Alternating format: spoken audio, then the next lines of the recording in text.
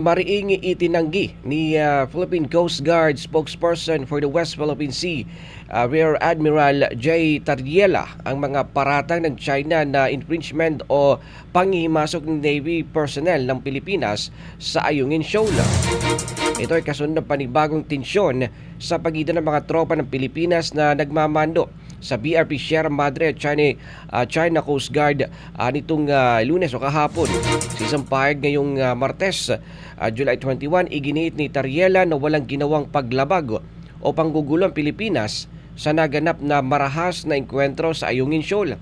Binigyan din ni Tariela na mga tropang Pilipino ay nasa loob ng sariling teritoryo nito, habang ang China Coast Guard naman ang naglakbay ng daan-daang milya para maghasik ng gulo sa loob ng katubigan ng Pilipinas.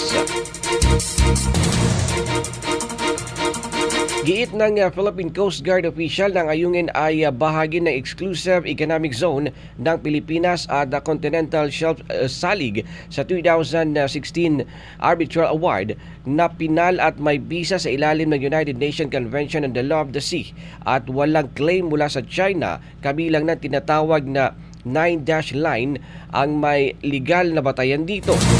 Inilahad din ni Tariela na ang tunay na pangyayari sa naganap na engkwentro kung saan isang rigid hull inflatable boat na may sakay na 8 katao ang idineploy ng China Coast Guard 21560 ay lumapit sa BRP Sierra Madre at nagsagawa ng hindi otorisadong malapitang inspeksyon sa naturang barko ng Philippine Navy. Kaugnay nito, nag-deploy ang AFP personnel ng rubber boats para itaboy ang mga ito sa non-confrontational o mahinahong paraan, subalit binaliwala ng Chinese Coast Guard boat ito at marahas na nanlaban. Ayon kay Tariela, isang barbaric na Chinese crew member ang pumalo sa ulo ng isang sundalong Pilipino gamit ang kahoy na baton, nagdulot ng malubhang sugat sa pinsala pinsala sa rubber boat ng Pilipinas.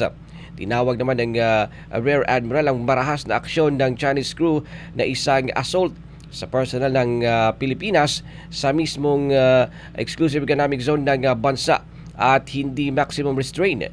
Gate niyan na binabaliktad ng account ng Chinese Coast Guard ang aggressor at biktima na isang pamilyar na pattern ng illegal, coercive, aggressive at deceptive na pag-uugali.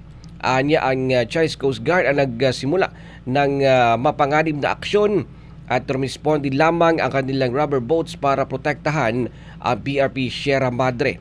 Ang insidente ay naganap sa loob ng exclusive economic zone ng Pilipinas na mahigit 600 nautical miles ang layo mula sa Hainan Island ng China.